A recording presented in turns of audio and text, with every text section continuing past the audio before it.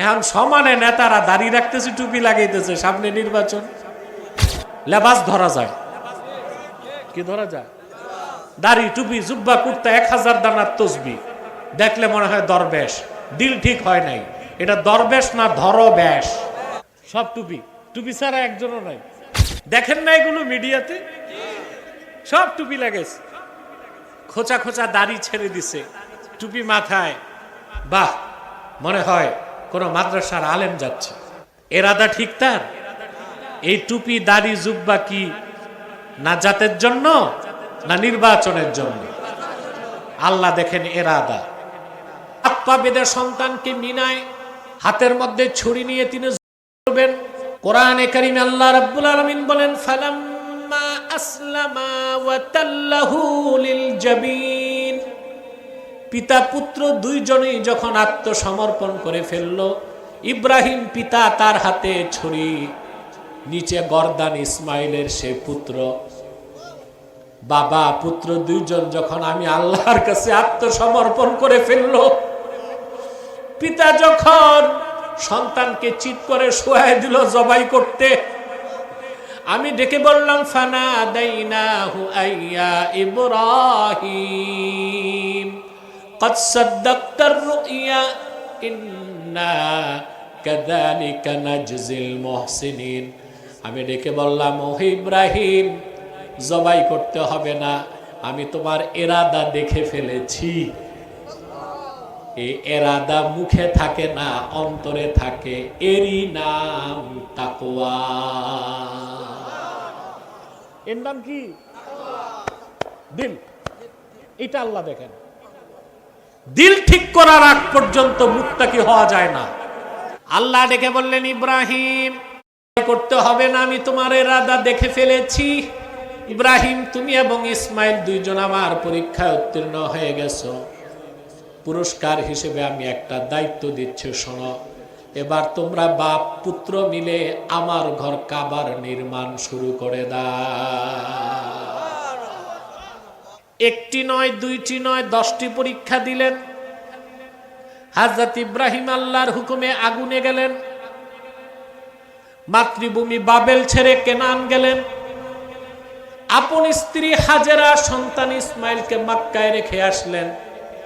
কলিজার টুকরা সন্তানকে জবাই করার জন্য উদ্যত হলেন।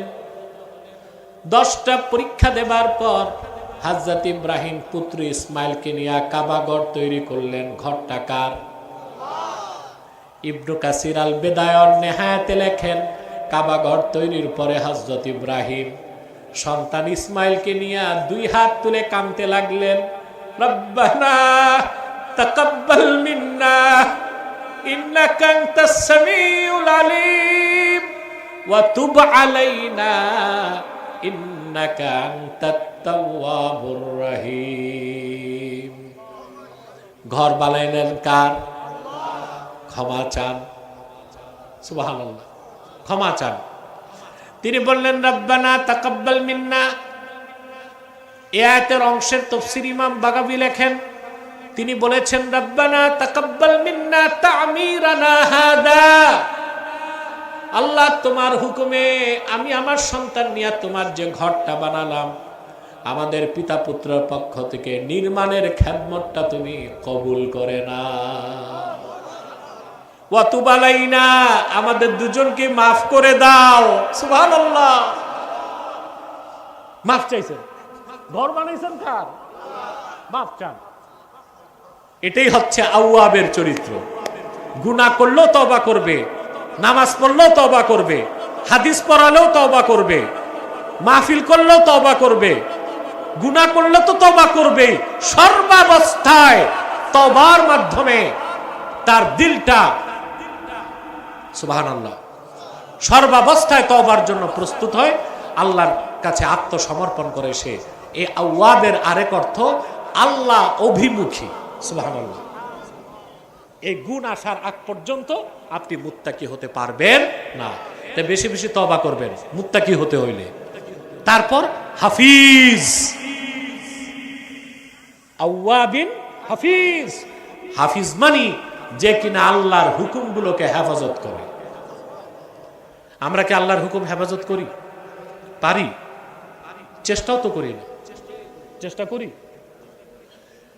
আমার ভাইয়েরা, আল্লাহর বিধানগুলো হেফাজত করার মানে হচ্ছে আল্লাহর আখিরি নবী নূর নবীজি মুহাম্মদ মুস্তাফা সাল্লাল্লাহু আলাইহি ওয়াসাল্লাম ১,৫০০ বছর আগে আল্লাহর পক্ষ থেকে যে দ্বীন ইসলাম দিয়ে গেলেন, যে শরীয়ত রেখে গেলেন, সেই শরীয়তের পূর্ণ তাবেদারি করতে হবে।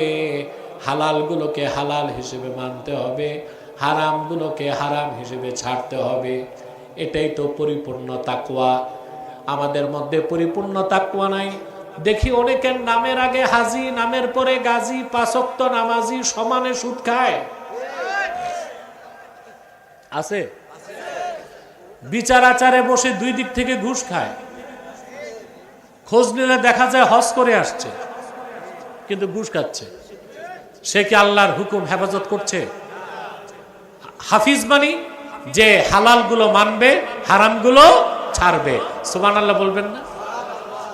কোরআনে কারীম আল্লাহ তাআলা বলেন, ফাআম্মা মান তাগা ওয়া আসারাল হায়াতাদ দুনিয়া ফাইন্নাল জাহিমা হিয়াল মাওয়া। আর যে কিনা দুনিয়ায় সীমা লঙ্ঘন করলো, কি করলো? কথা বলেন। তাগার অর্থটা একটু ব্যাখ্যা করে দেই। নদী কোন দিক আপনাদের এখানে? যাক, একদিক তো আছে। এই যে নদীর পানি চলে, সীমা আছে কিনা? 2 কুল। পানি জোয়ার হোক ভাটা হোক, 2 কুল পানি পার হইতে পারবে না। কিন্তু বন্যায় তখন আরবিতে বলা হয় তাগাল বাহরু, অর্থাৎ সমুদ্র বা নদী সীমা লঙ্ঘন করছে। অর্থাৎ তার নির্ধারিত যে 2 কুল, সেই সীমানা অতিক্রম করে তার পানি চলছে। তো দুনিয়া তো প্রত্যেকটা মানুষকে আল্লাহর পক্ষ থেকে মানুষের জন্য সীমানা আছে। কি আছে? আল্লাহ পাক বলেন, ফাআম্মা মান তাগা ওয়া আসারাল হায়াতাদ দুনিয়া। আর এই দুনিয়ার জমিনে যে আল্লাহর নির্ধারিত সীমানা লঙ্ঘন করলো আর দুনিয়ার জীবনকে আখিরাতের উপর প্রাধান্য দিল, আল্লাহ বলেন, ফাইন্নাল জাহিমা হিয়াল মাওয়া। আখিরাতে কিয়ামতে জাহান্নাম হবে তার আবাসস্থল। আবার আল্লাহ পাক বলেন, ফাআম্মা মান খাফা মাকামা রাব্বিহি ওয়া নাহান নাফসা আনিল হাওয়া। আর এই দুনিয়ায় যে ব্যক্তি কাল কিয়ামতে আল্লাহর সামনে দাঁড়াতে হবে, সেই ভয়টা অন্তরে পোষণ করলো, এটি তো তাকওয়া। এই ভয় যার আছে সে চুরি করবে? কথা বলে না। আল্লাহর ভয় যার অন্তরে আছে, হিসাব দিতে হবে। সব আপনি যত নেক আমল করছেন তাও দেখবেন, যত গুনার কাজ করছেন গোপনে কামরা বন্ধ করে তাও দেখবেন। উপায় থাকবে? সব দেখবেন কিনা? কথা বলে না। কোরআনে কারীম আল্লাহ তাআলা বলেন, ইয়াউমা তাজিদু কুল্লু নাফসিম মা আমিলাত মিন খাইরিন মুহদারা ওয়া মা আমিলাত মিন সু তাওয়াদ্দু লাউ আন্না বাইনাহা ওয়া বাইনাহু আমাদাম বাঈদা।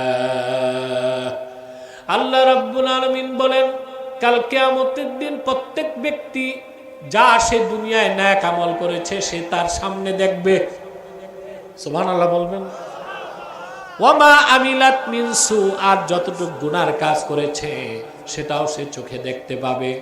তখন সে আফসোস করে বলবে, আমার অন্যায় আর গুনার কাজ আর আমার মাঝখানে যদি বিরাট একটা দূরত্ব হয়ে যেত, কিন্তু সে কিয়ামতে আফসোস করে কোনো লাভ হবে না।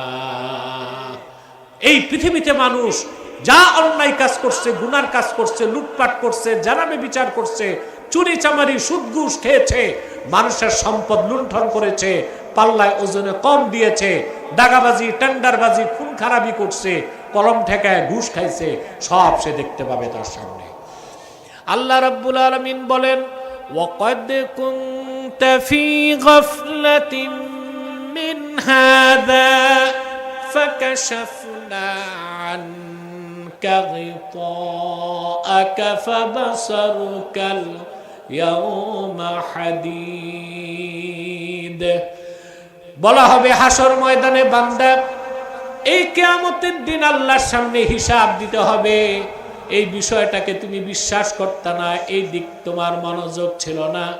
আজকে পর্দা সরিয়ে দিলাম তোমার চোখের সামনে থেকে, মানুষ তাকায় থাকবে, হিসাব নিকাশগুলো দেখে দেখে সে এতটা অস্থির হয়ে যাবে, চোখের পাতাটাও নড়বে না, দুইটা চোখ লোহার মতো শক্ত হয়ে থাকবে। এই ভয় যার অন্তরে আছে সে গুনার কাজ করবে, যদি করেও ফেলে তওবা করবে। আর এই ভয় যার নাই ও চেইন সিস্টেমে গুনার কাজ করে যাবে, ঠিক কিনা বলেন? অতএব হাফিজ হতে হবে, আওয়াবিন হাফিজ। আল্লাহর দিলটা হতে হবে আল্লাহ অভিমুখী, আর আল্লাহর বিধানগুলোকে সংরক্ষণ করতে হবে। পারবো তো ইনশাআল্লাহ?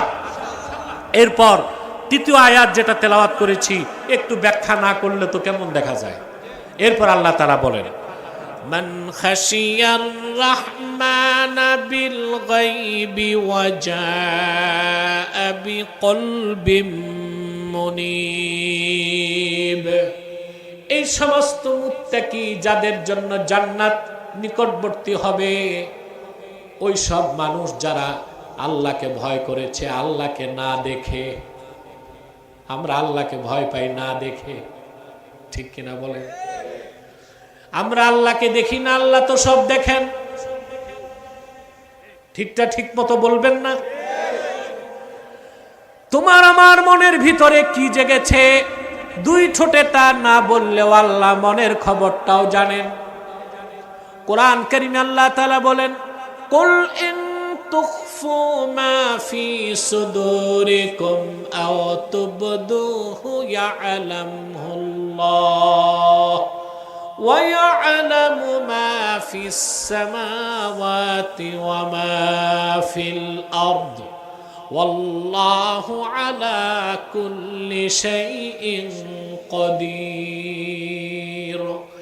আল্লাহ বলেন, হাবিব আমার মুহাম্মদ সাল্লাল্লাহু আলাইহি ওয়াসাল্লাম, আপনি মানব জাতিকে বলে দেন, তোমরা যা মনের গভীরে গোপন রাখো আর যা প্রকাশ করো সবটাই আল্লাহ জানেন। সুবহানাল্লাহ বলবেন না? আল্লাহ পাক বলেন, আল্লাহ রাব্বুল আলামিন, আল্লাহকে তারাই ভয় করে যাদের অন্তরে আল্লাহর ভয় আছে, ঠিক কিনা বলেন?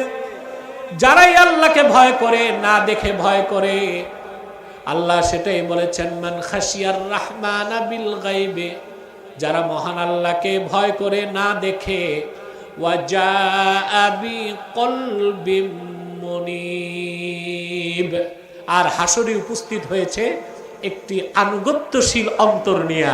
বলেন সুবহানাল্লাহ। এখন অন্তরের ব্যাপারে কিছু বলতে হয়।